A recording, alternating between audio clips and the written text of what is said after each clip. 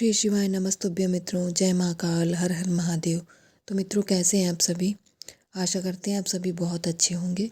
मित्रों, आज है 19 जनवरी और आज है माघ पंचमी का बहुत ही प्यारा सा दिन।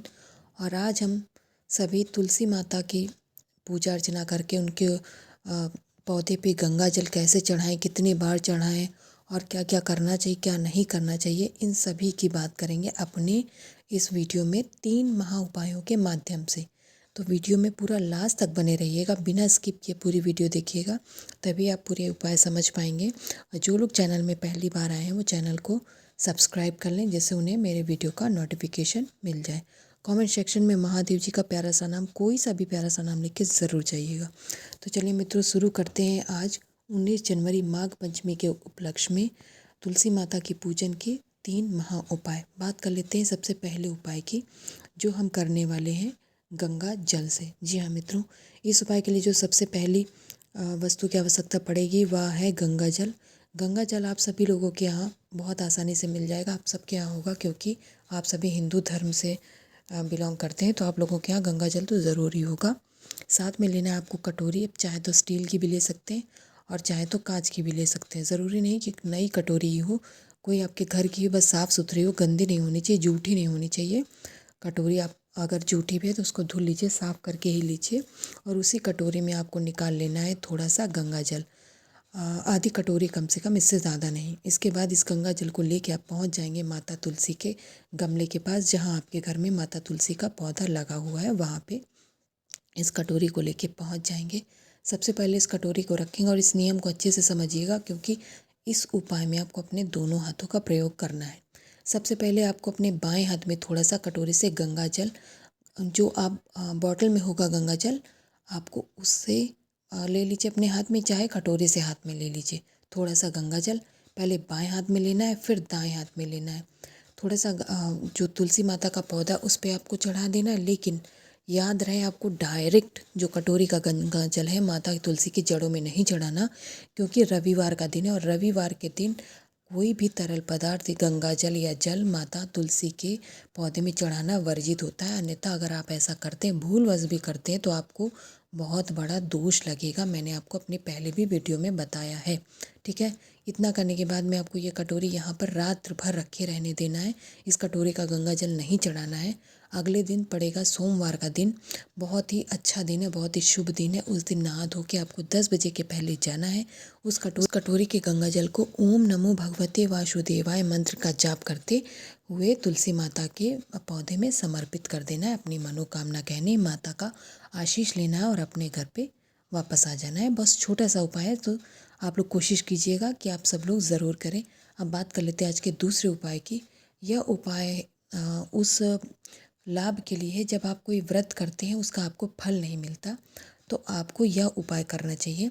इसके लिए आपको लेना है इत्र, किसी भी ब्रांड, किसी भी कंपनी का हो, इससे कोई फ़र्क नहीं पड़ता, बस इत्र होना चाहिए। तो आपको लेना है थोड़ा सा इत्र, एक छोटी सी बॉटल आती है पूजा वाली, वो ले लीजिएगा। इसके साथ ही आपको लेना है अक्षत चावल के 2 दाने, बस टूटे ना हो, कटवटा ना हो, पूरा समूह जो अक्षत होता है वैसा ही अक्षत चावल के आप 2 दाने ले लीजिएगा। बहुत सारे नहीं है, यहाँ स्क्रीन पे मैंने बस आपको समझाने के लिए लगा दिया है। 2 दाने ले लीजिएगा। इसके साथ ही इस उपाय में भी आपका लगेगी 1 कटोरी, वैसे ही जैसे पहले ली थी, चाहे तो स्टील की ले लीजिए, चाहे तो कांच की ले लीजिए, इससे कोई फ़र्क नहीं पड़ता। अब जो आपने इत्र लिया है, थोड़ा सा इत्र इस कटोरी में डाल लीजिए पहले। इसके बाद में उसमें जो 2 चावल के अक्षत दाने लिए हैं उसको भी डाल दीजिए। इतना इत्र डालिएगा कि वो जो 2 चावल के दाने हैं वो उसमें डिप हो जाए। इसके बाद इस कटोरी को लेके आप पहुंच जाएंगे महादेव के शिवलिंग के पास, क्योंकि यह उपाय हमें शिव शंभू के शिवलिंग के पास ही करना है। सबसे पहले उत्तर दिशा की ओर मुख करके आपको खड़े हो जाना है मित्रों। इसके बाद जो आप कटोरी लेके गए उसको अच्छे से ज़मीन पे रख दीजिए, चाहे तो अपने हाथ में ही लिए रहे, कोई परेशानी नहीं है। अब उपाय को समझते हैं। जो कटोरी का इत्र वाला जल है उसे आपको महादेव जी के शिवलिंग पे समर्पित करना है, पूरे भाव और श्रद्धा के साथ ओम नमः शिवाय मंत्र का जाप करते हुए। लेकिन अगर यह उपाय हमारे भाई कर रहे हैं तो आपको उल्टा बोलना है, इस मंत्र का शिवा नमः ओम मंत्र बोलना है। और अगर हमारी माताएं कर रही हैं तो शिवाय नमः बोलना है। फिर से बता दे रहे हैं, स्क्रीन पे लिख भी दिया ताकि आप लोग गलती ना करें। भाई लोग बोलेंगे शिवाय नमः ओम, और अगर माताएं कर रही हैं तो शिवाय नमः। माताओं को पूरा नाम नहीं लेना और उल्टा ही बोलना है, तभी आपको इस उपाय का लाभ मिलेगा। आप लोग इसी तरह बोलिएगा। कोई भी भाई बहन या माताएं ओम नमः शिवाय का मंत्र जाप नहीं करेंगे, अन्यथा जिस कारण से आप ये उपाय कर रहे हैं उसका आपको फल न मिल के इसका दोष लगेगा। इसलिए उपाय को पूरे उपाय को अच्छे से समझ के इसके बाद ही करा करिए, अन्यथा आपको लाभ नहीं मिलता। फिर आप लोग परेशान होते हैं कि आप उपाय करते हैं लेकिन आपको लाभ नहीं मिलता। इसके बाद में आपको महादेव का आशीष लेके अपने घर पे वापस आ जाना है। अब बात कर लेते हैं मित्रों 19 जनवरी माघ पंचमी के दिन माता तुलसी के सबसे अंतिम उपाय को, जिसको करने से भी आपको अनेकों लाभ होंगे। एक नहीं बल्कि अनेकों लाभ होंगे, क्योंकि आजकल घर घर में परेशानी होती है, क्लेश होता है, झगड़ा होता है, लड़ाई झगड़े इतना ज़्यादा होते कि बच्चे परेशान होते, घर के बुज़ुर्ग भी परेशान होते। तो यह उपाय घर के क्लेश को हटाने वाला और घर में सुख शांति लाने वाला है। इसके लिए आपको लेना है काले तिल 1 चुटकी। यहाँ पे आदरणीय गुरुजी ने तिल की मात्रा नहीं बताई है, आप 1 चुटकी ले लीजिएगा। इसके साथ ही आपको लेना है पीला चंदन पाउडर वाला, जो मार्केट में आसानी से मिल जाता है। चाहे तो इस तरह से मिले डिब्बी के अंदर, वो वाला ले लीजिए, और अगर नहीं मिलता है तो जो चौक जैसा आता है उसका भी प्रयोग कर सकते हैं, कोई परेशानी वाली बात नहीं है। तो आपको ले लेना है थोड़ा सा पीला चंदन 1 चम्मच के बराबर। इसके साथ ही लेना है आपको तांबे का एक शुद्ध कलश, उसमें डालेंगे पहले अपने घर का शुद्ध जल। इसके साथ ही गंगा जल तो है ही आपके पास, थोड़ा सा गंगा जल इसमें मिला लीजिए। फिर इस कलश को लेके आप और जो बाकी दो सामग्री उसको लेके महादेव जी के शिवलिंग के पास पहुंच जाएंगे, क्योंकि यह उपाय भी हमें महादेव की शिवलिंग के पास ही करना है। सबसे पहले वैसे ही जो पूजा का नियम है, आपको उत्तर दिशा की ओर मुख करके खड़े हो जाना है। अब यहाँ पे मित्रों नियम को समझिएगा। सबसे पहले हमें पीले चंदन को लगाना है। कहाँ? महादेव का जो कटी वाला स्थान है, हस्त कमल वाला स्थान है, वहाँ पे आपको बहुत अच्छे से पीले चंदन का लेपन कर देना है। किस नाम से? क्योंकि यहाँ पे हम 2 नाम का प्रयोग करने वाले हैं। तो जो पीला चंदन का आप लेपन करेंगे महादेव जी के हस्त कमल वाले स्थान पे, कटी भाग पे, तब आप लेंगे आशुतोष महादेव जी का नाम।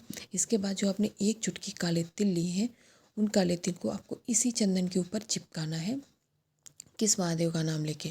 इस बार आशुतोष महादेव का नाम नहीं लेना, बल्कि महादेव के दूसरे नाम का स्मरण करके ही इन पीले चंदन को काले तिल को चिपकाना है, और वह नाम है हाटकेश्वर महादेव।